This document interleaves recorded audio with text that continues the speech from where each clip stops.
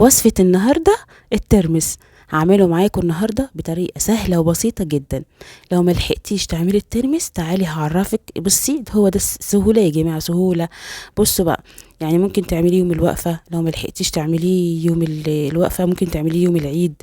تعالوا نصلي على الرسول، اللهم صل وسلم وبارك على سيدنا محمد.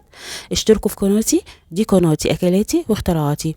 فعلوا الجرس علشان ما تفعلوا الجرس هيوصل لكم كل وصفاتي الجديدة.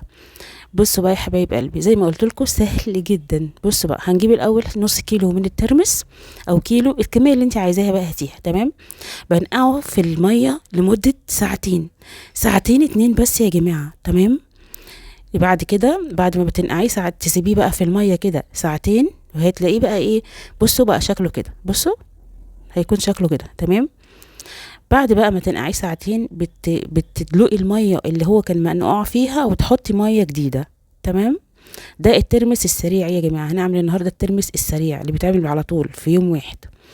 بعد بقى ما تدلقي الميه اللي كان منقوع فيها ساعتين، بتحطي ميه جديده كده وبترفعيه بقى على البوتاجاز. هتحطيه بقى كام ساعه على البوتاجاز؟ هتحطيه 3 ساعات على البوتاجاز على نار وسط. تمام. ولو لقيتي الميه نقصت منه زودي له ميه على طول، فاهمه؟ يعني مش كنت تسيبيه بقى 3 ساعات وتروحي تنامي مثلا، لا يعني خلي بالك برضو، يعني كل ساعه كده بصي عليه، لو عايز ميه اديله. تمام. هو هيستوي معاكي في مده الثلاث ساعات دي وهيبقى زي الفل. تمام. بعد الثلاث ساعات هتطفي عليه. لما تطفي عليه هتسيبيه يبرد.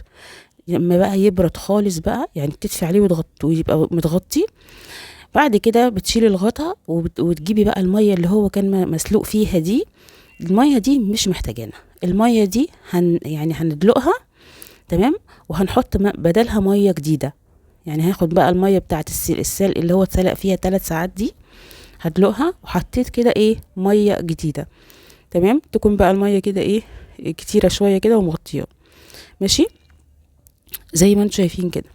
بعد كده حبايب قلبي هحط بقى عليه الملح. عاوزين تحطوا معلقه معلقتين 3 براحتكم، بس ما تكتروش عن معلقتين. لو نص كيلو ما تكتروش عن معلقتين عشان ما يبقاش حادق معاكي قوي. تمام. بنزل بقى المعلقتين كبار كده من الملح على النص كيلو من الترمس بتاعي كده بالشكل ده. تمام اهو. وبقلب بقى كويس كده بحيث بس ايه ادوب بس الملح بقى فيه شويه عشان يبقى ايه طعمه حلو لما تيجي تاكليه. خلاص كده تمام. مش هنسيبه في الحلة بقى، لا هنجيب بقى زي اي حاجة عندك بقى، علبة تلاجة، اي علبة محكمة يعني يكون ليها غطا. تمام. اهم حاجة بس يكون ليها غطا. في اي علبة عندك بقى هتبقى ايه تمام. لو برطمان حتى تمام. بتجيبي بقى إيه حاجة كده، مغرفة كده شكل دي او اي مغرفة عندك، بتجيبي بقى الترمس بتشيليه كده من الحله وبتحطيه على طول في الايه في البرطمان بتاعك. تمام اهو. بتفضلي بقى تشيليه اهو وتحطيه زي ما قلت لك اي حاجه محكمه الغلق، يعني برطمان قديم، اي الحاجات اللي انت بتخللي فيها. ماشي. بص بقى، الميه طبعا اللي احنا ملحناها دي مش هنرميها.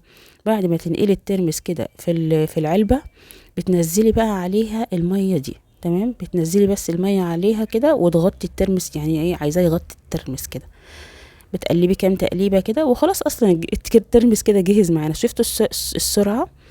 بتغطيه. ماشي. يعني بتغطي بقى الترمس ده وبتحطيه بقى في التلاجة وتسحبي بقى من، بس سيبيه بس يتنقع في الميه اللي هي اللي فيها ملح دي ساعتين بس على الاقل خالص يعني. بعد كده اسحبي منه وكلي هيبقى زي الفل. صدقوا احنا خلصنا الترمس. شايفين بقى السرعه؟ يعني لو ما لحقتيش تعمليه يوم الوقفه اعمليه حتى اول يوم العيد. ماشي.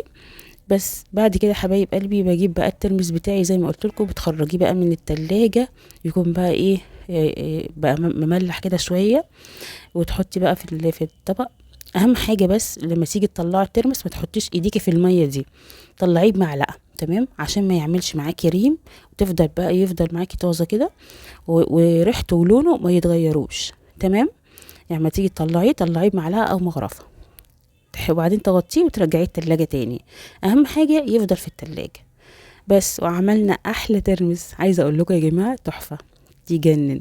لازم تعملوه في العيد، ده حاجات كده يعني مقدسة كده في العيد، تتحط على السفرة جنب الكحك بقى والبسكوت. وكل سنة وانتم طيبين. لو عجبكم بقى الفيديو حطوا لايك واشتركوا في قناتي، دي قناتي اكلاتي واختراعاتي. فعلوا الجرس عشان لما تفعلوا الجرس هيوصل لكم كل وصفاتي الجديدة. بحبكم قوي، استنوني بقى في وصفة جديدة وفيديو جديد. ومع السلامة وباي باي.